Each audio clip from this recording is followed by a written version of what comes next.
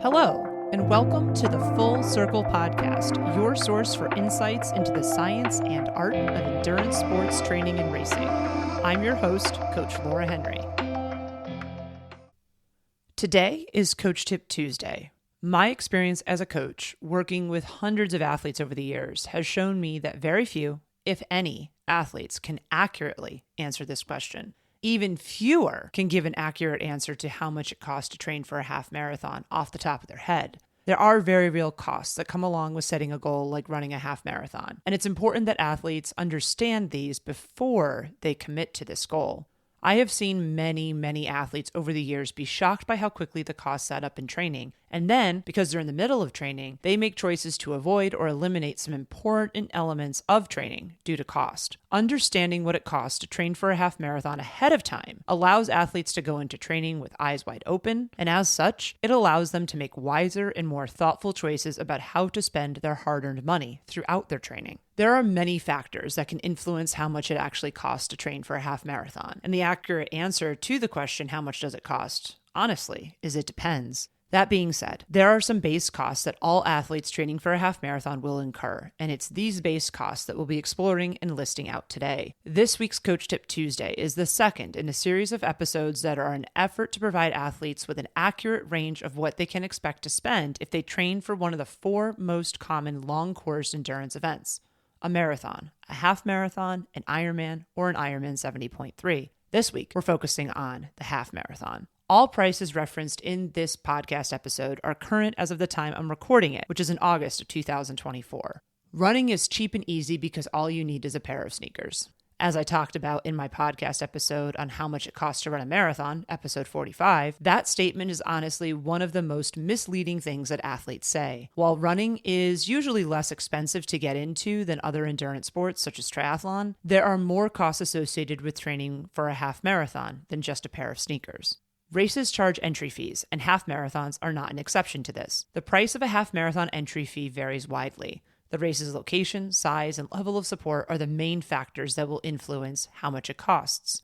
The average half marathon entry cost is approximately $100, but prices can be as low as $40 for local grassroots races and as high as $250 for major half marathons, such as the Walt Disney World Half Marathon. Something that's important to note about half marathon entry fees: it's not uncommon for a marathon to also offer a half marathon on the same day, and it's also not uncommon for the entry fee for the half marathon to be very similar, within $10 to $20, to what the entry fee for the marathon is. A lot of athletes question this and don't think that it's quote-unquote fair that they have to pay almost as much as the marathoners pay to run only, quote-unquote, half the distance. Race entry fees are a reflection of the total cost incurred by the race organizers to operate the race. In many cases, the length of the race is one of the last factors that actually influence the cost of operating the race. And that's because there are base costs associated with putting on a race, such as a half marathon or a marathon. And these include, but are not limited to, insurance, parade permits for road closures, police and security, medical staff, aid station supplies, race swag, on-course and post-race entertainment, and more. The length of the race impacts some of these costs, but many of them are basically a base set price no matter what distance the race actually is. And this is especially true if the race organizers use loops of the same course or the same route to add or create distances of races to offer participants, such as running a half marathon loop twice in order to offer a marathon distance in the same day. The costs associated with road closures, police and security, and medical are especially significant. I'll use my favorite race, the Upstate Orthopedics Mountain Goat Run here in Syracuse, New York, as an example. This is a 10-mile race, and there are approximately 100, that's not an exaggeration, you can go count them, 100 intersections that the race organizers need to control within that 10-mile course. No one, and I mean no one, who is running the race observes and much less fully appreciates that they are running past more than 100 intersections that are closed and controlled in this 10-mile course, because the race organizers are that good at keeping the course safe and controlled, meaning that they're that good at blocking off what they need to block off so that the runners don't even notice that it's blocked off. However, doing this job properly comes at a very high cost. The race organizers need to pay for barriers or police at each and every intersection. So in the case of the Mountain Goat Run, it's over 100 intersections that they have to pay for, and they have to close those for several hours because they need to start before the race begins to keep the course closed to traffic so there's a clear pathway for runners. And then they also need to keep it closed a bit after the race actually ends because that's how they can make sure that everyone's off the course and the course is now safe to reopen to traffic. If you don't notice details like this while you're running a race, that honestly means that the race organizers have done their job and that they've done it exceptionally well. The real work that goes into organizing and putting on a race is mostly invisible. That being said, just because it's invisible doesn't mean it's not costing real money. And that cost, that very real money, those costs that are incurred by the race organizers are passed along to athletes in the form of race entry fees. Traveling to race at a half marathon is not uncommon, and the fees associated with travel are separate from race entry fees themselves. Costs of travel to half marathon races vary widely based on a variety of factors, including the destination itself, the mode of transportation, and more. I've personally spent no dollars to travel to a half marathon because it was local and I could sleep in my own bed at home, and as much as $2,000 when I raced at the Disney Princess Half Marathon at Walt Disney World. That being said, the average amount that I've spent to travel to half marathons over the years is about $1,000. So that's the number I'll use for the purposes of calculating an average cost to travel to a half marathon. Without a doubt, running shoes are the most important piece of gear in half marathon training. Over the course of a typical half marathon training block, which is usually 16 weeks or 4 months, though it can be longer, most athletes will cover 300 to 500 miles in their training runs, and this means that they will need at least one pair of running shoes in training and possibly 2 pairs. It depends. Neglecting to replace running shoes on time is one of the most common reasons that runners and triathletes sustain training-related injuries. On average, running shoes last for about 350 to 500 miles. How long they last is a matter of physics. The shoes are absorbing 5 to 7 times the body weight of the athlete, so the heavier an athlete is, the faster their shoes will break down and the more frequently they will need to be replaced. And as I talked about in the episode of training costs associated with a marathon, this isn't a comment on people's body composition in a negative way. It's not body shaming. It's just encouraging everyone to acknowledge the physics that are in play.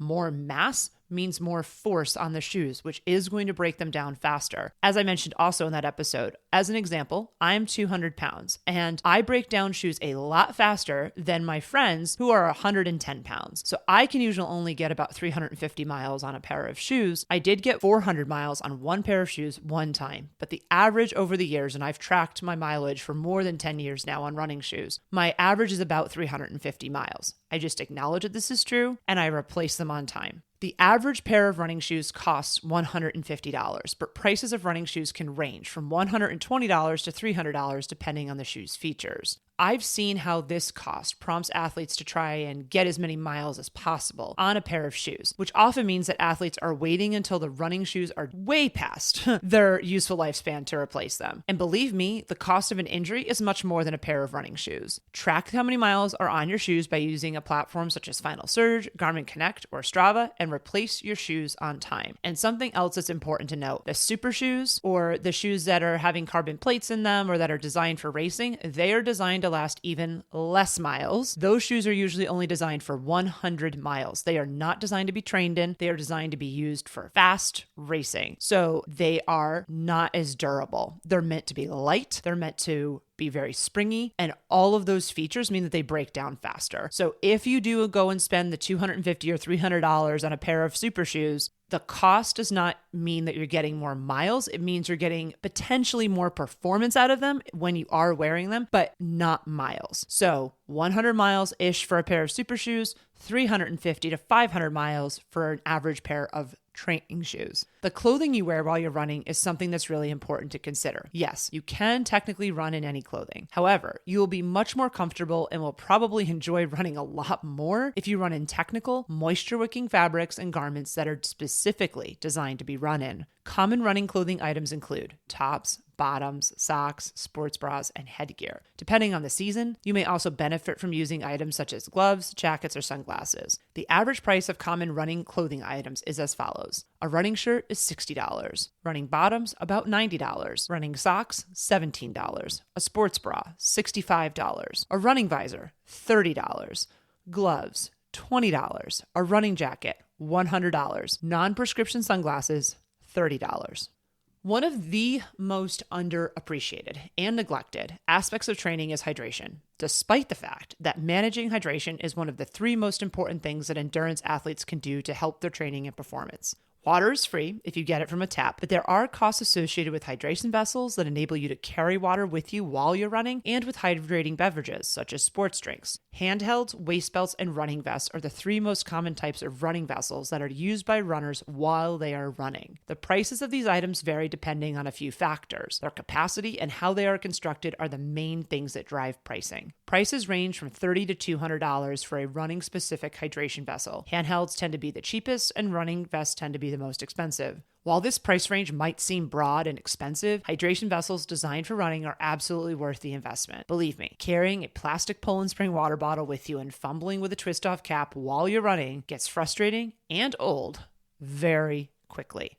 My experience over the years has shown me that most athletes default to not carrying hydration with them during training runs, even if they know better. Hydrating with plain water would absolutely be better than not hydrating at all, but plain water on its own doesn't replace the electrolytes that are lost during exercise, and thus it's not truly a hydrating in-workout beverage for athletes. I recommend consuming something that does actually hydrate the body during exercise, so something like a sports drink, such as Scratch Hydration. Sports drinks are formulated to replace the electrolytes lost during exercise, to balance the osmolality in the gastrointestinal system in the body for good nutrient absorption during exercise, and to help the body perform better in training and recover from training sessions. All of this means that the body adapts to and recovers from training better when it is sufficiently hydrated, which leads to enhanced performance over time. Simply put, and hear me out, if you neglect hydration during your training, you will never, and I mean never, reach your full potential in a half marathon.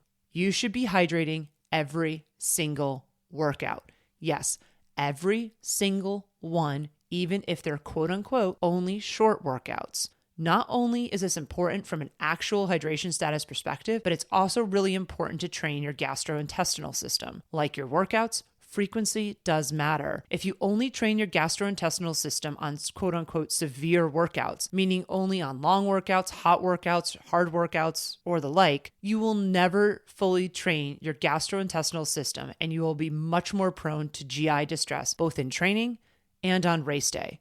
You wouldn't do one workout a week and expect that that would be sufficient to reach your goal. So in the context of half marathon training, you wouldn't run one time for 45 minutes once a week and think that that would get you to be at your best shape for your half marathon. I think we can all agree on that. So don't make the all too common mistake of thinking that sporadically caring about hydration will be sufficient or that you'll get by. You won't. It's basically the same thing as if you trained sporadically, only did a workout once every couple of weeks. So truly, hydrate every single workout. Train your gastrointestinal system like you train the rest of your body. And this is especially important since GI distress is the number one thing that will get people to DNF or did not finish a race on race day. So please hydrate. Depending on your sweat rate, if you are properly hydrating all of your workouts, you will use an average of 7 servings of sports drink per week, which means that you can expect to go through at least 112 servings of sports drink in an average 16-week half marathon training cycle. The cost for this number of servings is approximately $110.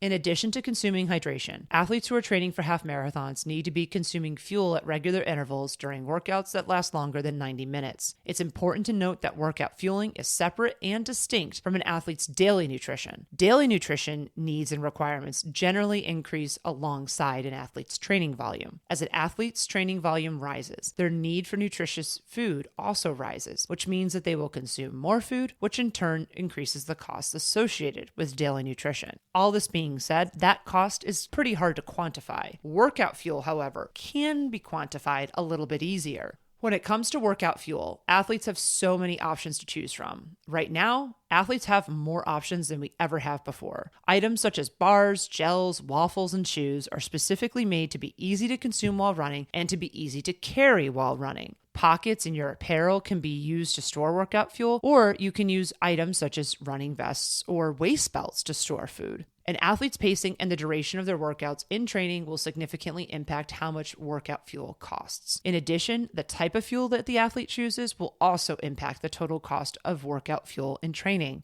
That being said, based on the average half marathon finish time, which is about 2 hours and 2 minutes, and on an average price per serving for workout fuel, the average cost of workout fuel for 16 weeks of half marathon training is $45. Many athletes choose to follow a training plan or to work with a coach as they train for a half marathon. Both of these options have costs associated with them, and these costs vary widely. There are a wide variety of half marathon training plans available for athletes to purchase that are pre-written and ready to go. This means that these plans are available for an athlete to use as soon as they purchase them. Plans like these are specifically designed to help athletes train for the half marathon distance. They are often written and sold based on an athlete's experience level, such as beginner, intermediate, and advanced, and on the type of metrics an athlete wants to leverage during their training, such as effort, heart rate, or pace. Occasionally, a half marathon training plan is written with a specific race in mind, but this is less common for half marathons than it is for marathons. Beyond these base elements, there isn't any individualization in these types of training plans. Half marathon training plans are generic and are not personalized for an individual athlete, their schedule, or their specific goals. Because of this, this option is the cheapest way that athletes can get guidance for half marathon training. The average price of a 16-week half marathon training plan is $40. Custom-built half-marathon training plans are designed, written, and personalized specifically for an individual athlete. Custom-built half-marathon training plans account for so many things, including the athlete's goal race, the athlete's experience level, the athlete's training preferences, the athlete's goals, the athlete's personal schedule, and the athlete's history of injury. A coach meets with an athlete to discuss their goals and what things they want accounted for in their custom-built half-marathon training plan. Then, the custom-built half-marathon training plan is written for and delivered to the athlete. Once they receive their custom-built half-marathon training plan, the athlete goes and follows the custom-built half-marathon training plan on their own. There isn't any feedback or guidance given to the athlete once the plan is written and delivered. Custom-built half-marathon training plans are nice options for athletes who are self-motivated and who don't want or need to work with a coach on a daily or weekly basis, but who still want to have a customized training plan to follow to help them reach their goals. Because they are written for and individualized for each athlete, custom-built half-marathon training plans are more expensive than generic half-marathon training plans. The average cost of a 16-week custom-built half-marathon training plan is $400.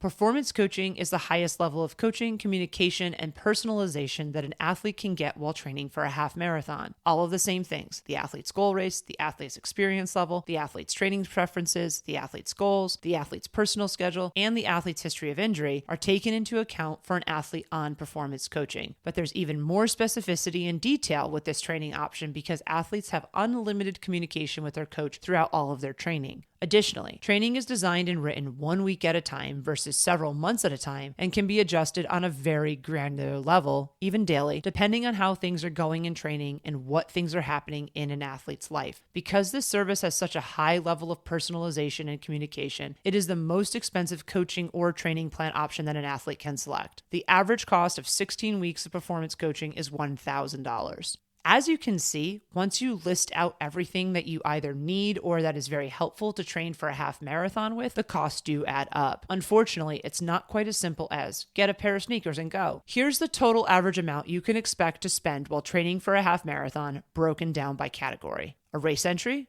$100. Race travel, $1,000. Running shoes, $150. One outfit, $412. Hydration vessel, $100. Hydration beverages, $110. Workout fuel, $45. Coaching and training plans have a range from $40 to $1,000, but the average that we'll use is $400. So the total average cost to train for a half marathon is $2,317. Taking out some of the more expensive items, such as a custom-built training plan and some travel, the low average cost to train for a half marathon is $957. The high average cost to train for a half marathon, $3,917, and that includes full coaching and travel. These calculations do represent averages, and the truth that I've observed over the years is that athletes actually usually end up spending more than these totals when they are training for a half marathon. They might want more than one pair of running shoes, more than one outfit to run in, they might join a gym or work with a strength coach, they might purchase other gear, and more. Training for a half marathon is not inexpensive, and it does cost real money. However, I hope that hearing these costs laid out does not deter you from training for a half marathon if that's the goal that excites you. Instead, use this information to make wise and thoughtful choices about how you're spending money throughout your training that will help set you up for success. That was another episode of the Full Circle Podcast. Subscribe to the Full Circle Podcast wherever you listen to your favorite podcasts. If you like what you listen to, please be sure to leave us a rating and review, as this goes a long way in helping us reach others. The thoughts and opinions expressed on the Full Circle Podcast are those of the individual. As always, we love to hear from you and we value your feedback. Please send us an email at podcast@fullcircleendurance.com or visit us at fullcircleendurance.com/podcast. To find training plans, see what other coaching services we offer, or to join our community, please visit fullcircleendurance.com. I'm Coach Laura Henry. Thanks for listening.